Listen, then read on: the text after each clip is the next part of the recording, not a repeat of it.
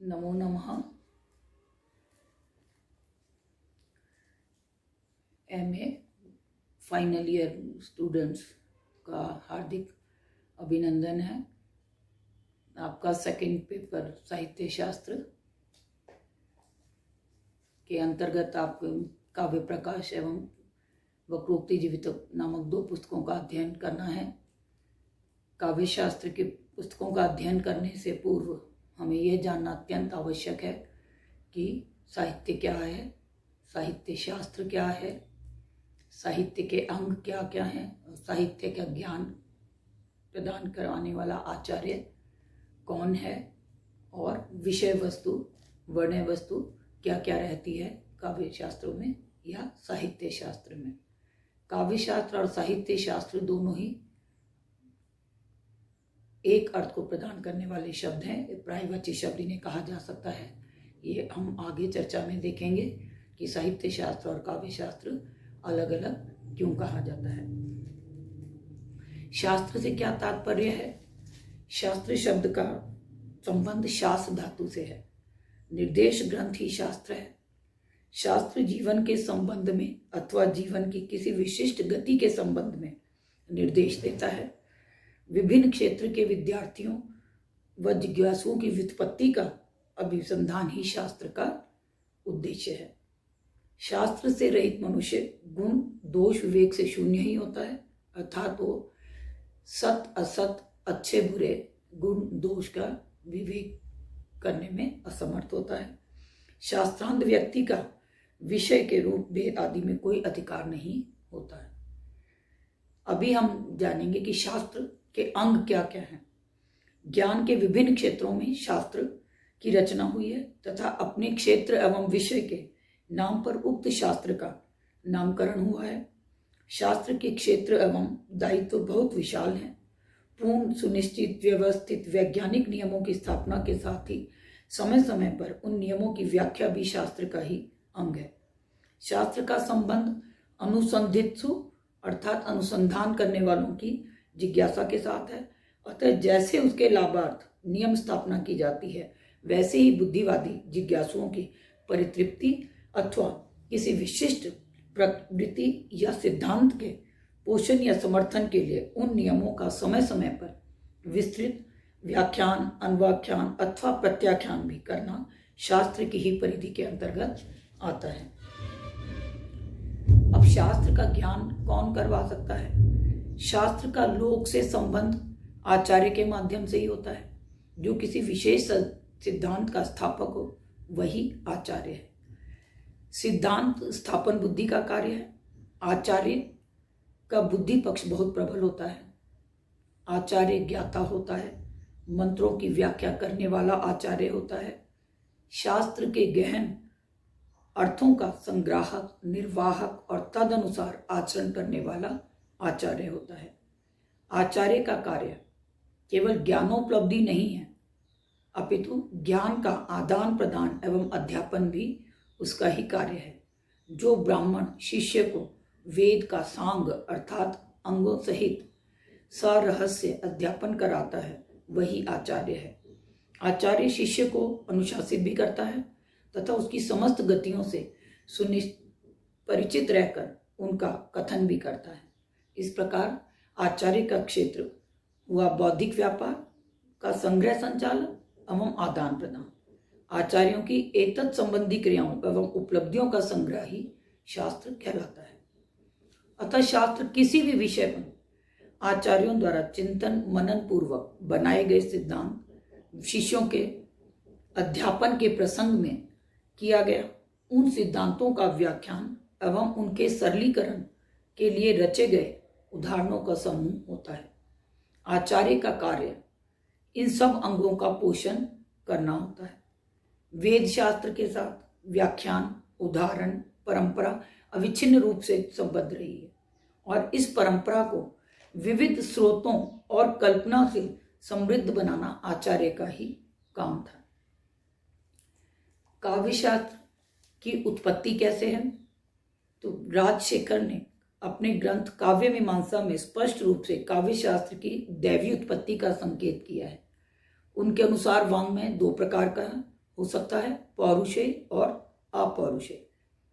जैसा कि सभी जानते हैं 4 वेद, 4 उपवेद तथा 6 वेदांग अपौरुषेय शास्त्र हैं। राजशेखर के अनुसार काव्य शास्त्र 7वां वेदांग है, क्योंकि वेदांग अपौरुषेय है, अतः इसकी दिव्य व्युत्पत्ति होनी चाहिए। और राजशेखर की काव्य मीमांसा के अनुसार सबसे पहले भगवान शिव ने इस काव्य विद्या का उपदेश अपने 64 शिष्यों को दिया। फिर उनके शिष्य स्वयंभू ब्रह्मदेव ने इसका उपदेश अपने अयोनिज पुत्र काव्य पुरुष को इस आदेश के साथ दिया कि वह भूवः और स्वर्ग तीनों लोक निवासिनी प्रजा में इसका प्रचार करे। काव्य पुरुष ने उस विद्या को 18 भागों में विभक्त करके उसका उपदेश सहस्त्राक्ष आदि दिव्य स्नातकों को दिया, जिन्होंने एक एक भाग में विशेषता प्राप्त करके अपने अपने विषय पर पृथक ग्रंथ की रचना की। यह संदर्भ राजशेखर कृत ग्रंथ काव्य मीमांसा भारतीय काव्य शास्त्र की परंपरा में देखा जा सकता है। काव्य शास्त्र का अर्थ क्या है? काव्य शास्त्र किसे कहते हैं? काव्य शास्त्र वह विद्या है जो काव्य के संबंध में बौद्धिक विवेचन करती है, काव्य संबंधी पूर्ण ज्ञान, सिद्धांतों एवं उनकी व्याख्याओं, उदाहरणों के रूप में इसका कलेवर निर्मित करती है। ज्ञान की इस शाखा के द्वारा काव्य के सत्य की खोज की जाती है, उसके स्वरूप का अनुसंधान किया जाता है एवं उसके आत्म तत्व का शोध एवं स्थापन किया जाता है। और अधिक देखें तो काव्य मानव की सृजनात्मिका प्रतिभा का परिणाम होता है एवं सृजनात्मिका प्रतिभा को ना नियमों में बांधा जा सकता है, ना ही उसके निसर्ग यानी स्वाभाविक सौंदर्य को सिद्धांतों में तोला जा सकता है। अतः काव्य शास्त्र काव्य के विषय में ना तो कोई स्पष्ट आज्ञा ही दे सकता है, ना ही उस पर शासन कर सकता है। काव्य शास्त्र काव्य स्वरूप का, काव्य सौंदर्य का एवं काव्य सर्जन प्रक्रिया का विश्लेषण भर कर सकता है। काव्य शास्त्र मानव की काव्य संबंधी जिज्ञासाओं का समाधान शास्त्र है। परख और विश्लेषण मानव बुद्धि की विशेषताएं हैं। उसी प्रकार जिस प्रकार की भावुकता मानव मन की भावुकता का सहज विकास काव्य है एवं परख विश्लेषण का सहज विकास शास्त्र है। इस बौद्धिक शक्ति का प्रयोग जब काव्य के स्वरूप के संबंध में किया जाता है तब काव्य शास्त्र का जन्म होता है। अब काव्य शास्त्र और पोएटिक्स, इंग्लिश का शब्द है पोएटिक्स, जिसको काव्य शास्त्र के अर्थ में ही प्रयोग किया जाता है। उसका क्या अर्थ लिया गया है ऑक्सफोर्ड डिक्शनरी के अनुसार कि काव्य शास्त्र का जो अंग्रेजी पर्याय पोएटिक्स है उसका अर्थ ऑक्सफोर्ड इंग्लिश शब्दकोश के अनुसार है साहित्य आलोचन का वह अंग जो कविता से संबद्ध होता है, कविता पर लिखा गया कोई लेख भी। वेबस्टर के शब्दकोश के अनुसार भी पोएटिक्स कला के रूप में कविता पर लिखा गया लेख अथवा कविता के सिद्धांत है। इससे ध्वनित होता है कि काव्य शास्त्र में काव्य संबंधी सिद्धांत अथवा काव्य पर प्रस्तुत किए गए विचार निहित होते हैं। अब काव्य क्या है, काव्य शास्त्र क्या है, इसके पश्चात विचारणीय बिंदु है कि काव्य शास्त्रीय विषय क्या क्या है, काव्य शास्त्र में किन विषयों का विवेचन किया जाता है। काव्य मानव की सृष्टि है तथा मानव की प्रत्येक सृष्टि अंततः चरम सत्य के साक्षात्कार की ओर उन्मुख रहती है। उसके समस्त ज्ञान विज्ञान, सभ्यता, संस्कृति, धर्म, कला सभी की चरम उपयोगिता अंतिम सत्य प्राप्ति में मानव की सहायता करना है। अतः काव्य शास्त्र का यह स्वतंत्र चिंतन एक परंपरा बन जाता है और आर्य जाति के प्रमुख साधना केंद्र भारतवर्ष की संपूर्ण स्थल वेदी पर उत्तर से दक्षिण तक यह चिंतन ग्रंथों में उपनिबद्ध हो जाता है। ये ग्रंथ मुख्यतः काव्य प्रयोजन, काव्य कारण, काव्य स्वरूप तथा काव्यगत विशेषताएं, इन 4 विषयों पर विचार देते हैं। इन 4 में जो चतुर्थ स्कंद है, इसे लेकर अर्थात काव्यगत विशेषताएं, इसे लेकर अनेक आचार्य अनेक विचार प्रस्तुत करते हैं, अर्थात भिन्न भिन्न आचार्यों के भिन्न भिन्न मत हैं। इन विशेषताओं में मुख्य है गुण, अलंकार, रीति, वृत्ति, उक्तिगत अन्य धर्म तथा उक्ति शक्तियां।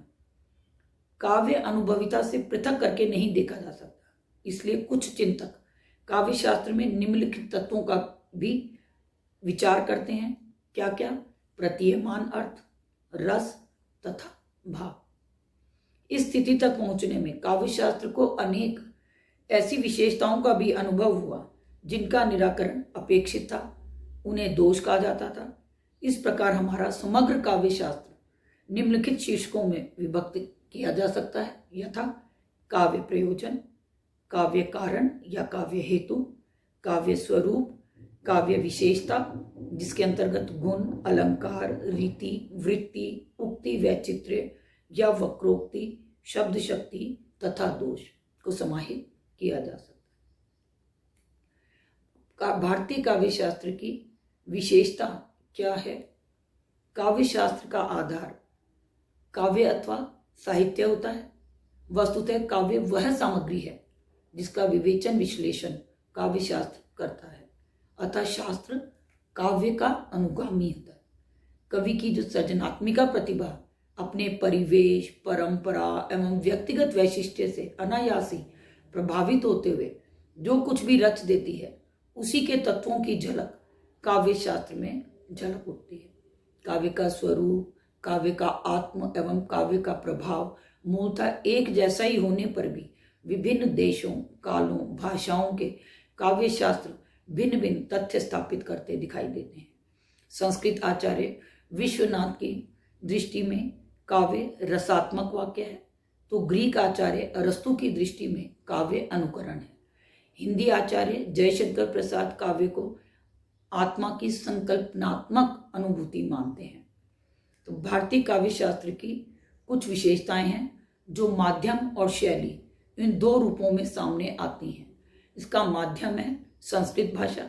हमारा अन्य वाङ्मय अर्थात दर्शन, पुराण आदि जिस संस्कृत भाषा में लिखा गया, काव्य शास्त्र भी उसी भाषा में लिखा जाता रहा।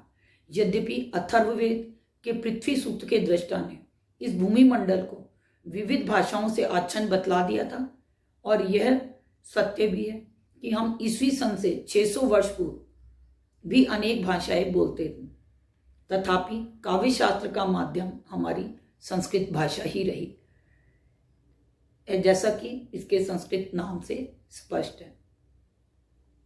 इस भाषा की क्या विशेषताएं हैं? संस्कृत भाषा सदा ही शिष्ट समाज की भाषा रही, जैसा कि इसके संस्कृत नाम से स्पष्ट प्रतीत होता है।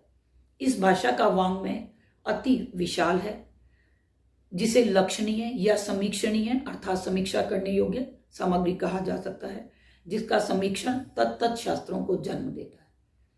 इस भाषा का शब्द भंडार इतना बड़ा है कि इससे एक ही अर्थ के लिए अनेक शब्द चुने जा सकते हैं। व्याकरण भी इस संस्कृत भाषा का इतना सर्वांग संपूर्ण है कि इसकी वाक्य रचना अर्थबोध के लिए तनिक भी असमर्थ नहीं रहती, फलतः जिसका अर्थ सुनिश्चित रहता है। उच्चारण की दृष्टि से देखें तो संस्कृत भाषा संधि बहुल भाषा है। इसके पद परस्पर में गुथे हुए रहते हैं। इस कारण इस भाषा में छंदो योजना और कंठस्थीकरण अतीव सुकर होते हैं।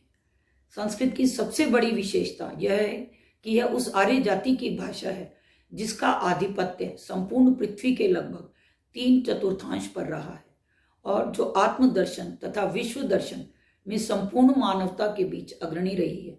इसका दर्शन इतना सूक्ष्म रहा है कि इसकी सटीक व्यंजना के लिए इस जाति ने अपनी अभिव्यक्ति को लगभग 2500 वर्षों तक मांझा और विश्व के परम आश्चर्य नव्य न्याय को खोज निकाला। नव्य न्याय आर्यों की अभिव्यक्ति का चरम उत्कर्ष है।